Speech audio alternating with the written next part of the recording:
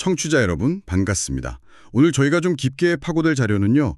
최근에 나온 엔비디아 실적 보고서, 그리고 또 이게 얽혀있는 중국 시장 관련 소식들입니다. 네, 안녕하세요. 엔비디아 실적, 항상 시장에 관심이 뜨겁죠. 그렇죠. 이번 시간에는 엔비디아 최신 성과, 숫자만 보는 게 아니고요.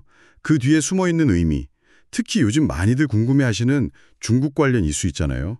그 AI 칩 둘러싼 지정학적 문제까지 좀 명확하게 이해해보는 걸 목표로 삼겠습니다. 네, 좋습니다. 단순 숫자 너머의 맥락을 짚어보는 게 중요하죠. 자, 그럼 바로 본론으로 들어가 볼까요? 우선 엔비디아 전반적인 실적부터 보죠. 헤드라인만 보면 또 시장을 놀라게 했어요. 네, 그랬죠. 2분기 실적 시장 예상치를 또 넘어섰습니다. 주당 순이익 EPS라고 하죠. 조정 기준으로 1.05달러, 예상치가 1.01달러였는데 이걸 넘었고요. 마찬가지죠. 매출도 46억 4천만 달러 나왔는데 예상치 46억 6천만 달러보다 더 높게 나왔어요. 맞습니다. 일단 숫자 자체는 여전히 강해요. 그런데 여기서 우리가 좀 봐야 할 맥락이 있어요. 전년 동기 대비해서 매출 성장률이 56%거든요. 네, 56% 성장 엄청난데요. 엄청나죠. 근데 이게 생성형 AI 붐이 2023년 중반쯤 시작됐잖아요. 그 이후로 9분기 연속 50% 이상 성장해왔는데 이번 56%가 그중에서는 가장 낮은 성장률이라는 거예요. 아, 9분기 중에 가장 낮다고요? 네. 그러니까 폭발적으로 성장하던 게 드디어 조금씩 정상화된다고 해야 할지 아니면 둔화된다고 해야 할지 약간 그런 첫 신호일 수 있다는 해석이 나오는 거죠. 순이익도 보면 전년 동기 대비 59% 늘어서 264억 달러 정도 됐는데 이 성장률의 추세 변화? 이게 좀 중요하게 볼 포인트 같습니다. 아, 성장률 자체가 둔화되는 신호일 수 있다. 흥미로운 지적이네요. 다음 분기, 그러니까 3분기 매출 전망치도 내놨는데 이것도 540억 달러 수준으로 시장 예상치 531억 달러보다는 높게 잡았어요. 근데 여기서도 중요한 단서가 있다고요? 네, 바로 그겁니다. 이 540억 달러 전망치예요. 중국 시장에 팔려고 만든 H20 칩 매출은 포함이 안 됐다는 거예요. 아예 뺐군요. 네, 그만큼 불확실성이 크다는 거죠, 중국 쪽은. 그리고 이게 주가에도 좀 영향을 줬어요. 연초 대비해서 보면 주가가 35% 오르긴 했지만 실적 발표 직후에요. 데이터 센터 매출이 예상치를 아주 살짝 밑돌았다는 소식이랑 이 H20 불확실성, 이게 겹치면서 시간의 거래에서 주가가 좀 흔들렸거든요. 물론 다시 회복했지만요. 결국 시장은 이 데이터 센터 사업부, 그리고 중국 변수, 이 두 가지를 가장 예민하게 보고 있다는 거네요. 그렇죠. 핵심 중에 핵심입니다. 그럼 그 핵심 동력인 데이터 센터 사업부 좀 더 자세히 들여다봐야겠네요. 네, 가장 중요하죠.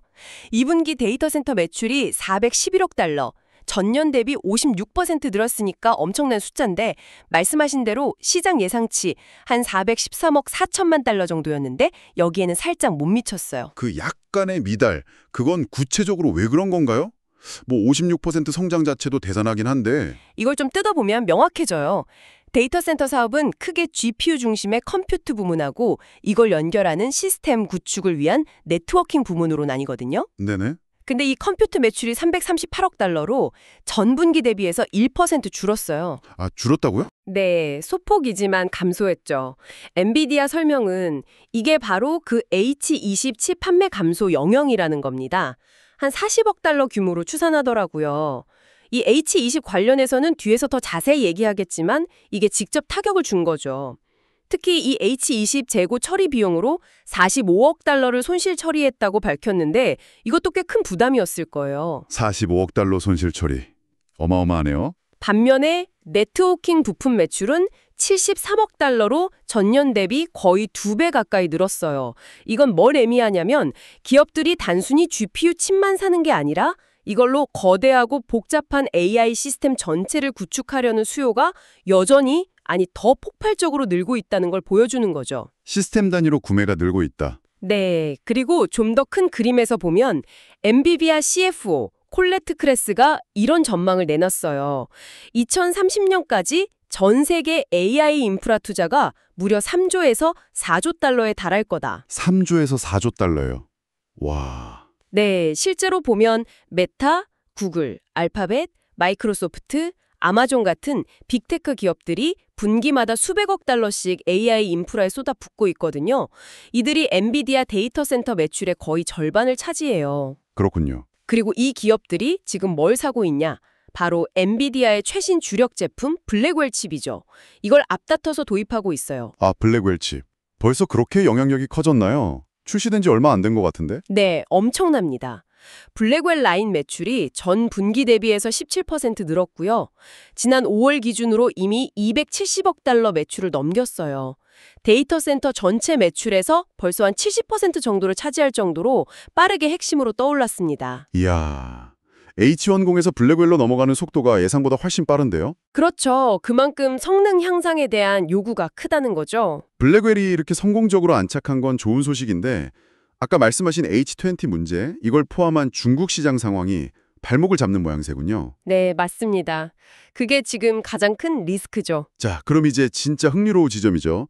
그 방안의 코끼리, 중국 시장 문제를 본격적으로 파헤쳐보죠. 먼저 H20 칩. 이게 원래 미국의 수출 규제를 피하려고 성능을 좀 낮춰서 만든 중국 시장 전용 모델이었잖아요. 네, 맞습니다. 그런데 여기서 첫 번째로 좀 놀라운 사실은요. 엔비디아가 공식적으로 확인해 준 건데 2분기에 중국 고객한테 이 H20 칩을 단 한 개도 못 팔았다는 거예요. 하나도요? 네. 실적 보고서에 H20 판매액이 1억 8천만 달러 잡힌 게 있긴 한데 이건 중국 외의 지역 고객한테 판 거였어요. 중국 본토 고객한테는 0개. 그리고 이것 때문에 아까 말한 45억 달러 재고 관련 손실 처리, 라이트다운 비용이 발생한 거고요. 만약 이게 계획대로 팔렸으면 한 80억 달러 정도 추가 매출이 가능했을 거라는 계산인데 엄청난 기회비용을 날린 셈이죠. 45억 달러 손실 처리까지 하면서 기회비용 80억 달러. 타격이 상당한데요. 그런데 공식 판매는 0인데 이상하게 중국의 알리바바나 텐센트 같은 빅테크 기업들은 여전히 이 H20 칩을 엄청나게 원하고 있다는 소식은 계속 들려오잖아요. 이건 어떻게 된 상황이죠? 그게 바로 딜레마인 거죠. 이 중국 기업들은 당장 AI 모델 개발하고 서비스를 확장해야 하는데 고성능 칩이 급하게 필요하거든요. 근데 화웨이 같은 자국 기업 제품은 아직 물량이 부족하거나 성능 면에서 엔비디아를 완전히 대체하기는 좀 어렵다는 평가가 많아요. 그러니까 수요는 분명히 있는데 공급이 딱 막혀버린 상황인 거죠. 아, 필요한데 살 수가 없다. 그렇죠. 그런데 여기에 또 변수가 생겼죠. 미국 정부의 정책 변화 가능성. 지난 7월이었나요? 트럼프 전 대통령하고 젠슨 황 CEO가 만났다는 소식이 있었고 그 이후에 H20 칩 수출을 일부 허용하는 쪽으로 좀 분위기가 바뀌었다는 보도들이 나왔어요. 네, 저도 봤습니다. 매출의 15%를 미국 정부가 가져가는 조건이다. 이런 말까지 나왔었죠. 네. 그래서 엔비디아도 지금 라이센스 문제 해결하고 배송 준비 중이다 이런 이야기가 돌고 있었는데 근데 또 여기서 반전이 있나요? 공교롭게도 미국이 약간 문을 열어주려는 듯 하니까 이번은 중국 정부가 내부적으로 브레이크를 걸기 시작했다는 소식이 들려요. 자국 기업들, 텐센트나 바이트댄스 같은 데를 불러서 왜 굳이 미국 H20 칩을 사려고 하냐, 정보 유출 위험은 없냐, 이런 식으로 압박하고 있다는 거죠. 미국 칩 의존도를 좀 낮추라는 시그널 같아요. 아, 이번엔 중국 정부가. 네. 근데 여기서 또 중요한 건 중국 정부가 H20 구매를 명시적으로 금지한 건 아니라는 거예요. 아직까지는요. 그러니까 기술 자립이라는 장기적인 목표랑 당장 AI의 경쟁에서 뒤처지면 안 된다는 현실적인 필요 사이에서 중국 정부도 상당히 고민하고 있다. 이렇게 볼 수 있겠죠. 줄타기를 하는 셈입니다. 이야, 정말 복잡하네요. 미국 정부, 중국 정부, 엔비디아, 중국 빅테크 기업들까지 각자의 이해관계가 막 얽혀 있군요. 그렇죠.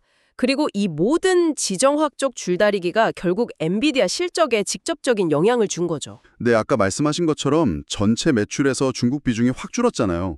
지난 분기 12.5%에서 이번 분기 5.9%로 거의 반토막이 났고. 그리고 3분기 매출 전망치에서도 H20 관련 잠재 매출, 이게 분기당 한 20억에서 50억 달러 규모로 추정되는데 이걸 아예 제외했다는 거. 이건 그만큼 엔비디아 스스로도 이 부분의 불확실성을 엄청 크게 보고 있다는 뜻이죠. 당연히 주가에도 부담 요인이 될 수밖에 없고요. 이런 혼란 속에서 중국 기업들은 벌써 다음 칩을 보고 있다고요. B30A라는 거요? 네, 맞습니다. 시선은 벌써 그쪽으로 가고 있어요. B30A. 이것도 역시 최신 블랙웰 아키텍처 기반인데 미국의 수출 규제를 맞추기 위해서 성능을 조정한 차세대 중국 시장용 칩이라고 보시면 됩니다. 그럼 이 B30A는 H20하고 비교하면 어떤가요? 성능이나 가결 면에서 알려진 게 좀 있나요? 네, 아직 확정된 스펙은 아니지만 흘러나오는 이야기들을 종합해보면요. 성능은 일반 블랙웰 칩보다는 한 30%에서 50% 정도 낮춰질 걸로 보여요. 규제를 맞춰야 하니까요. 네. 근데 중요한 건 지금 문제가 된 H20보다는 최대 6배 정도 더 강력할 수 있다는 점이에요. 6배요? H20보다? 네, 그러니까 성능 향상 폭이 꽤 큰 거죠. 가격은 H20가 지금 개당 한 $10,000에서 $12,000 정도 하거든요.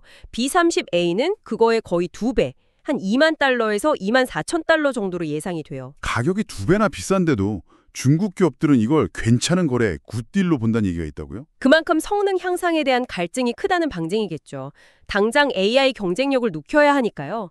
만약에 미국 정부의 수출 승인이 순조롭게 나온다면 빠르면 9월 중에도 이 B30A 테스트 샘플이 중국 고객들한테 전달될 수도 있다는 관측까지 나오고 있어요. 와, 생각보다 일정이 빠를 수도 있겠네요. 그렇죠. 물론 이건 승인이 난다는 전제 하에서지만요. 이 B30A에 대한 높은 관심, 이게 몇 가지 중요한 점을 시사하는데요. 어떤 점 들을까요? 첫째는 중국 정부가 아무리 자국 기술 치우라고 압박해도 단기적으로는 엔비디아 칩에 대한 기술적 의존도가 여전히 절대적이라는 현실을 보여주는 거고요.